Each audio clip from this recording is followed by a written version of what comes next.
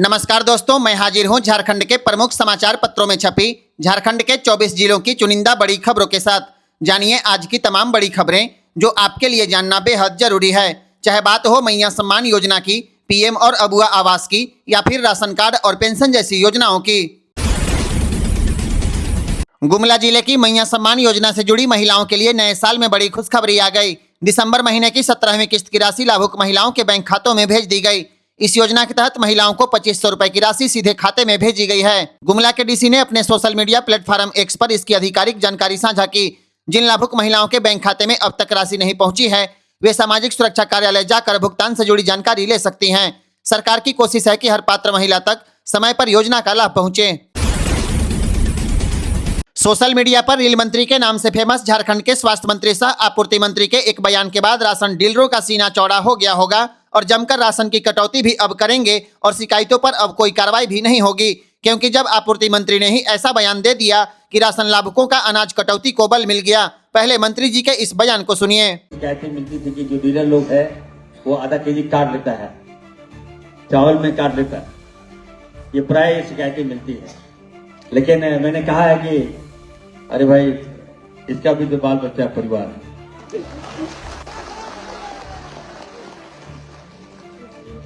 थोड़ा बहुत अगर काट लिया तो कौन सा पाप कर दिया,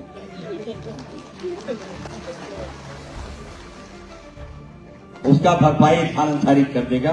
बयान सुनने के बाद आपको भी समझ में आ गया होगा कि जब मंत्री ऐसा बोल सकते हैं तो फिर अब झारखंड में राशन व्यवस्था कैसे चलेगी, इसका अंदाजा आप लगा लीजिए। अब बोरी में अनाज कम मिलने का बहाना बनाकर और कटौती होती रहेगी और बाल बच्चा के नाम पर कार्रवाई भी शून्य होगी। आपने झारखंड में स्वास्थ्य व्यवस्था तो देख ही लिया है, अब राशन व्यवस्था का भी अंदाजा लगा लीजिए। दरअसल स्वास्थ्य मंत्री जामताड़ा नगर भवन में आयोजित 4G ई-पोस मशीनों के वितरण कार्यक्रम में यह बात कह दी, जिसके बाद उनका यह बयान सोशल मीडिया पर जमकर वायरल हो रहा है। राज्य के नेतरहाट और पतरातू घाटी में जल्द ही ग्लास ब्रिज बनेगा। पर्यटन विभाग ने नेतरहाट के मैग्नोलिया पॉइंट और कोयल व्यू पॉइंट पर 2 ग्लास ब्रिज, जबकि पतरातू घाटी में 1 ग्लास ब्रिज का प्रस्ताव तैयार किया है। इन ब्रिजों को अलग अलग डिजाइन में बनाया जाएगा। एक गोल आकार का होगा, एक लंबा और सीधा और एक 2 हथेली के आकार में बनेगा। पर्यटकों की सुरक्षा को देखते हुए ग्लास की मजबूती और भार सहन की क्षमता IIT कानपुर से जांच कराई जा रही है। तीनों परियोजनाओं पर 22 करोड़ रुपए खर्च होने का अनुमान है। DPR सड़क निर्माण विभाग को भेजी जा चुकी है और मंजूरी मिलते ही इसी वित्तीय वर्ष में निर्माण कार्य शुरू कर दिया जाएगा। ग्लास ब्रिज का मॉडल बिहार के राजगीर जैसा होगा। सरकार को उम्मीद है कि इन ब्रिजों से झारखंड को राष्ट्रीय स्तर पर नई पर्यटन पहचान मिलेगी। झारखंड में हाथियों और इंसानों के बीच टकराव अब एक बड़ी त्रासदी बन चुका है। भारतीय वन्यजीव संस्थान की ताजा रिपोर्ट के मुताबिक साल 2000 से 2023 के बीच राज्य में हाथियों के हमले की 1740 घटनाएं दर्ज की गई। इन घटनाओं में 1340 लोगों की मौत हो गई और करीब 400 लोग घायल हो गए। 2023 के बाद से अब तक लगभग 200 और लोगों की जान हाथियों के हमले में जा चुकी है, यानी 25 वर्षों में 1500 से ज्यादा मौतें हो गई। रिपोर्ट में रांची, खूंटी और पूर्वी सिंहभूम को सबसे ज्यादा खतरनाक बताया गया है। वन विभाग के अनुसार प्रत्येक साल औसतन 80 से 100 लोगों की मौत हाथियों के हमले में होती है। बुंडू, तमाड़, लोहरदग्गा, लातेहार और गिरिडीह जैसे इलाकों को सबसे ज्यादा खतरनाक बताया गया है। हाथियों के झुंड फसलों को बर्बाद करते हैं और रात में गाँव में घुसकर घरों को तोड़ते हैं। पिछले 8 सालों में करीब 60 हाथियों की मौत भी हुई है, जिसकी वजह रेल लाइन, बिजली के तार और खेत में लगाए गए करंट हैं। विशेषज्ञों का कहना है कि खनन, जंगल कटाई और शहरीकरण से हाथियों के प्राकृतिक गलियारे टूट गए, जिससे यह संघर्ष और बढ़ गया। दुनिया का सबसे बड़ा शिवलिंग बिहार पहुंच चुका है और इसकी लंबाई 33 फीट और वजन करीब 210 मीट्रिक टन है। यह विशाल शिवलिंग तमिलनाडु के महाबलीपुरम से 21 नवंबर को रवाना हुआ था। करीब 45 दिन की यात्रा के बाद बिहार के गोपालगंज पहुंचा है। इस दौरान तमिलनाडु, आंध्र प्रदेश, महाराष्ट्र, मध्य प्रदेश और उत्तर प्रदेश से गुजरते हुए हर जगह श्रद्धालुओं ने भव्य स्वागत किया। जहां जहां शिवलिंग का वाहन रुका, वहां पूजा, आरती और जयकारों से माहौल भक्ति में डूब गया। अब 17 जनवरी को पूर्वी चंपारण जिले के केसरिया प्रखंड के विराट रामायण मंदिर में इस शिवलिंग की स्थापना की जाएगी। 5 जनवरी को शिवलिंग गोपालगंज के बलथरी और चैनपट्टी होते हुए आगे रवाना किया जाएगा, जहां विशेष स्वागत समारोह आयोजित किए जाएंगे।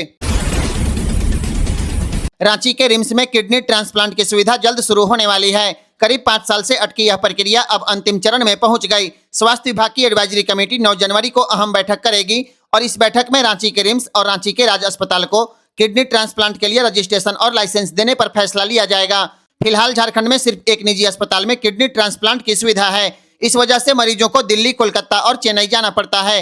निजी अस्पतालों में ट्रांसप्लांट पर 10 से 20 लाख रुपए तक का खर्च होता है। रिम्स में यह सुविधा शुरू होने पर ऑर्गन मिलने के बाद ट्रांसप्लांट निःशुल्क किया जाएगा, जिससे गरीब मरीजों को फायदा होगा। रिम्स पिछले 3 साल से तकनीकी रूप से तैयार है। यहाँ पर नेफ्रोलॉजी, यूरोलॉजी, एनेस्थेसिया और सुपर स्पेशलिटी सुविधा मौजूद है। अगर 9 जनवरी की बैठक में मंजूरी मिल जाती है तो अगले 6 महीने के भीतर रांची के रिम्स में किडनी ट्रांसप्लांट शुरू हो जाएगा। अगर आपका मोबाइल फोन चोरी हो जाए या कहीं गुम हो जाए तो अब थाने के चक्कर लगाने की जरूरत नहीं पड़ेगी। झारखंड पुलिस ने एक नई ऑनलाइन सुविधा शुरू की है। अब आप झारखंड पुलिस की वेबसाइट citizen.jharkhandpolice.gov.in पर जाकर मोबाइल चोरी या गुम होने की शिकायत ऑनलाइन दर्ज करा पाएंगे। यहीं से आप अपना मोबाइल नंबर ब्लॉक कराने का अनुरोध भी कर पाएंगे। ऑनलाइन आवेदन के दौरान आपको मोबाइल का brand, IMEI number, SIM number, घटना की तारीख, स्थान, जिला और थाना की जानकारी भरनी होगी। इसके साथ ही अपनी पहचान के लिए आधार कार्ड, पैन कार्ड या कोई अन्य वैध दस्तावेज अपलोड करना होगा। आवेदन जमा होते ही OTP के जरिए शिकायत दर्ज हो जाएगी और संबंधित थाना आपसे संपर्क करेगा। झारखंड में प्रत्येक दिन औसतन 30 मोबाइल फोन चोरी या गुम होते हैं। इस नई व्यवस्था से लोगों को एफिडेविट, रसीद और बार-बार थाना जाने की झंझट से राहत मिलेगी। मौसम विभाग ने रांची सहित राज्य के 15 जिलों में 4 और 5 जनवरी को घने कोहरे का येलो अलर्ट जारी किया है। इन जिलों में गढ़वा, पलामू, चतरा, लातेहार, लोहरदगा, गुमला, हजारीबाग, कोडरमा, गिरिडीह, देवघर, दुमका, गोड्डा, साहिबगंज और पाकुड़ शामिल है। घने कोहरे के कारण सुबह के समय विजिबिलिटी 50 से 200 मीटर तक रह सकती है। इससे NH और स्टेट हाईवे पर वाहन चालकों को परेशानी होने वाली है। इसके साथ ही हवाई और रेल सेवाएं भी प्रभावित हो सकती है। पिछले 24 घंटे में राज्य का सबसे कम न्यूनतम तापमान गुमला में 6.6 डिग्री दर्ज किया गया। उत्तर पश्चिम ठंडी हवाओं के कारण आने वाले दिनों में तापमान और गिर जाएगा। अगर कोहरा कम हुआ तो हवा तेज चलेगी और रात में पाला पड़ने की आशंका है। पाला पड़ने से आलू, सरसों, चना, धनिया, मेथी, लहसुन और सब्जी फसलों को नुकसान हो सकता है।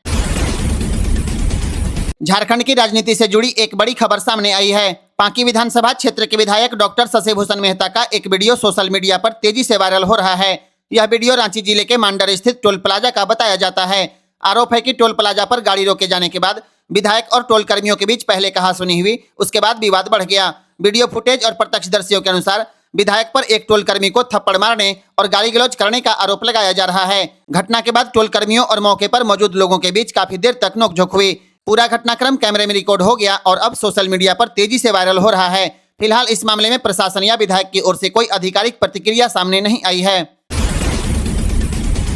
झारखंड में स्वास्थ्य सेवाओं को डिजिटल बनाने की दिशा में एक बड़ा बदलाव होने वाला है। अब राज्य में इलाज कराने वाले हर मरीज की पूरी मेडिकल हिस्ट्री ऑनलाइन दर्ज की जाएगी। मरीज को कौन सी बीमारी थी, कहां और कब इलाज हुआ, कौन सी दवाइयां दी गई, ब्लड, यूरिन, पैथोलॉजी और रेडियोलॉजी जांच की रिपोर्ट, सब कुछ आभा ID से एक क्लिक में देखा जाएगा। स्वास्थ्य विभाग के मुताबिक राज्य में अब तक 50 लाख से ज्यादा लोगों की आभा ID बन चुकी है। रांची के सदर अस्पताल में यह व्यवस्था पहले से लागू कर दी गई है। यहां इलाज करा चुके मरीज की आभा ID देश के किसी भी सरकारी अस्पताल में डॉक्टर देख पाएंगे। इससे डॉक्टरों को इलाज की शुरुआत शून्य से नहीं करनी पड़ेगी। पुरानी बीमारी, एलर्जी और दवाइयों की जानकारी पहले से उपलब्ध रहेगी। मरीजों के लिए सबसे बड़ा फायदा होगा, अब रिपोर्ट लेकर इधर उधर भटकना नहीं पड़ेगा। इमरजेंसी में भी डॉक्टर तुरंत पूरा इलाज रिकॉर्ड देख पाएंगे। कुल मिलाकर आभा ID आधारित यह सिस्टम झारखंड में इलाज को तेज, सुरक्षित और ज्यादा भरोसेमंद बना देगा।